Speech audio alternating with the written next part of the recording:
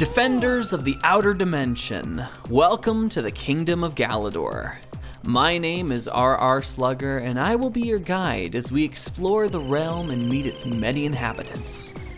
Now, there may be some among you who are thinking, hey, just was wondering, is this an out-of-season April Fool's joke? To which I reply, no, the current date is February 9th, 2022. This is significant because Galidor's original North American air date was exactly 20 years ago today, and any LEGO theme celebrating a 20th anniversary deserves praise, not mockery, even if laughter is sometimes warranted. In this video, I want to pay tribute to Galidor, show off the core strengths of the theme, and hopefully explain why Galidor is worthy of some unironic love. Coming in fresh from the success of Bionicle, in 2002 the LEGO Group attempted to strike gold once again. This time around, they had their eyes on a new prize, expanding the company into another aisle of the toy store. A risky endeavor, no doubt, but they put their full force behind the effort, and Galidor was born. With the goal to outperform even Bionicle, Galidor had a brand in every fire. Galidor the action figure, Galidor the TV show, Galidor the video game, Galidor the flamethrower! The list went on. Since LEGO had trouble meeting the consumer demand for Bionicle's first year, they decided to stay one step ahead of the market and produced a lot of inventory in anticipation of the inevitable rush of reorders. If you've made it this far, you probably know where this story goes from here. Galidor's abysmal sales turned it into a black eye for the company, and the series was discontinued in a mere 7 months. LEGO and retailers alike sat on backlogged inventory for ages. In one fell swoop, LEGO had nearly wasted the lifeline that Bionicle had granted them. But that's all in the past now. We shouldn't solely judge a franchise on how it fared financially. Heck, even Rock Raiders bombed too, but that hasn't stopped myself and others from expressing adoration for that theme. Why should it here? To be honest, I can understand the dismissive attitudes towards Galidor. The TV show is alright, the video game, the flamethrower. But I'm here to say none of that matters because the toys themselves are so good and woefully overlooked. A hot take if ever there was one, yes, but I can tell you from first-hand experience, LEGO was onto something here. I know a video like this is no substitute for actually holding these figures in your hand, but maybe I'll be able to convince you to make that a reality. Let's start our adventure by looking at all of the characters in the Outer Realm. Starting with the show's protagonist, Nicholas Bluetooth. Nick seeks to find the pieces of the key to Galidor to rescue the Outer Dimension. Using his power to glinch his limbs, he is able to adopt many forms to fit the situation. There were 2 sets that included Nick. One standard version with a backpack accessory and robotic punching arm, and a deluxe release with projectile launching wings and map to Galidor. Of the 2, I think I prefer the colors of the deluxe version more, but the backpack also makes for a fine addition. Modern audiences might cringe and assume that Nick Bluetooth was named after the now popular wireless technology standard, but in reality, Nick inherits his name from a former king of Denmark, Harald Bluetooth of the 10th century. Galidor borrows more from Danish history as Harald Bluetooth's father was Gorm the Old. In the Outer Dimension, Gorm's power threatens to conquer the realms as he seeks to eliminate Nick and his compatriots. Just like Nick, Gorm was released in 2 different versions, a standard release with purple markings and an intimidating claw hand, and a deluxe version with more armor pieces, gold ornamentations, and projectile weapon launcher. Of the 2, I think I prefer the standard release as you just can't beat purple and black.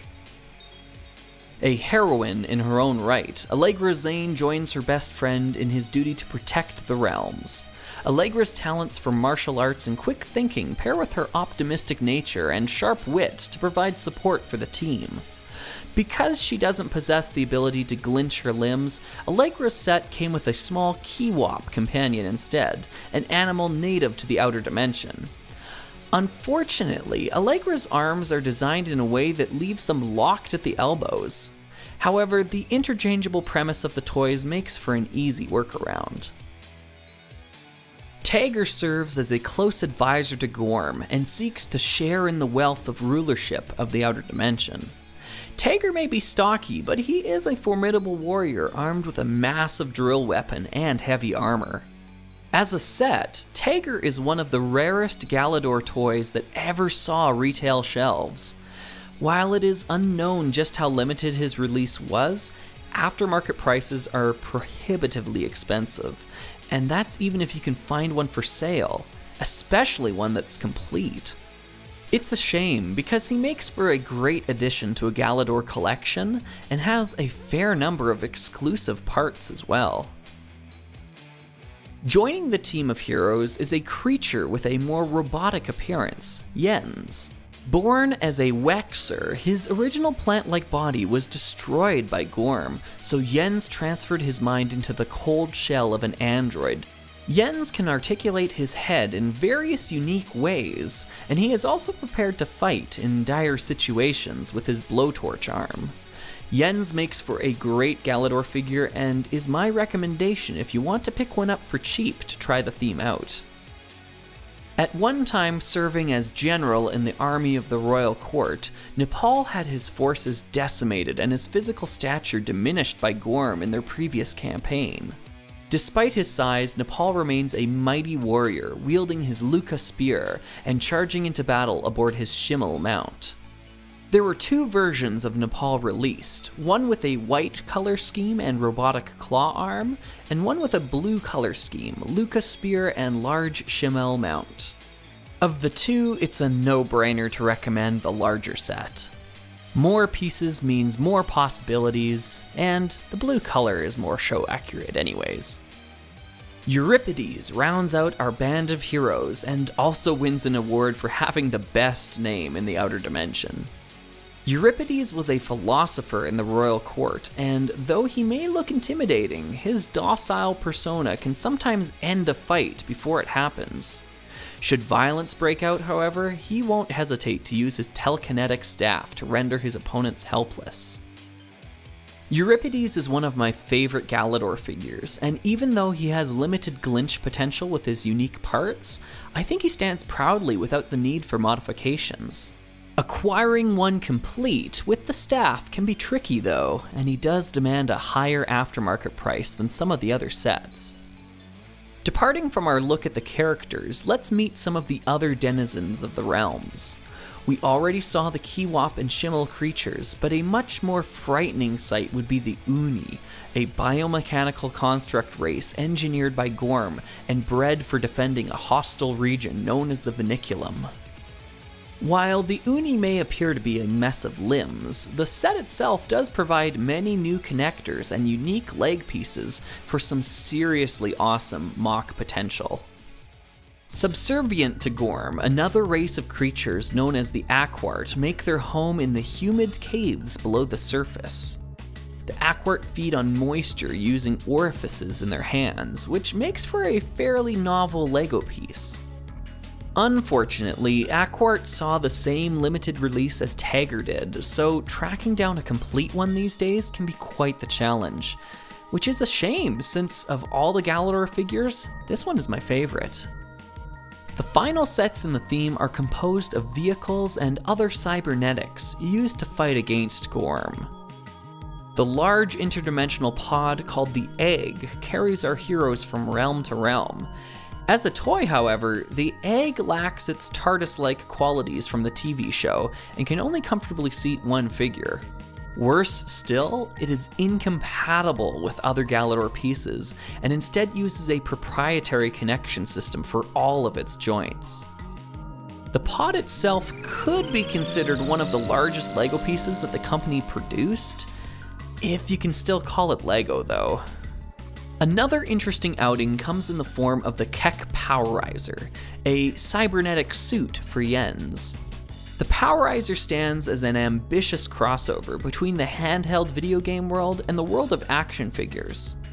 It certainly is an oddity, but I feel the Powerizer is actually fairly successful at marrying the two concepts, even if it has a bit of a learning curve.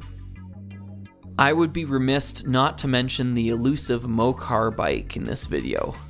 Unlike Tagger and Aquart, this set did not make it to production, so only a scant few are known to exist.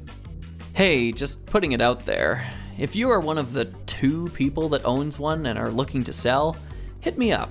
My email is glinch@lego.com. But seriously, I'll pay you double what you paid for it. I didn't even want to mention the McDonald's promo toys, but they do exist, unfortunately. They are such a notable step down in form and function when compared to their Bionicle predecessors. It should say something that I still have all of my original Tahunga, while my Galidor toys are in a landfill somewhere.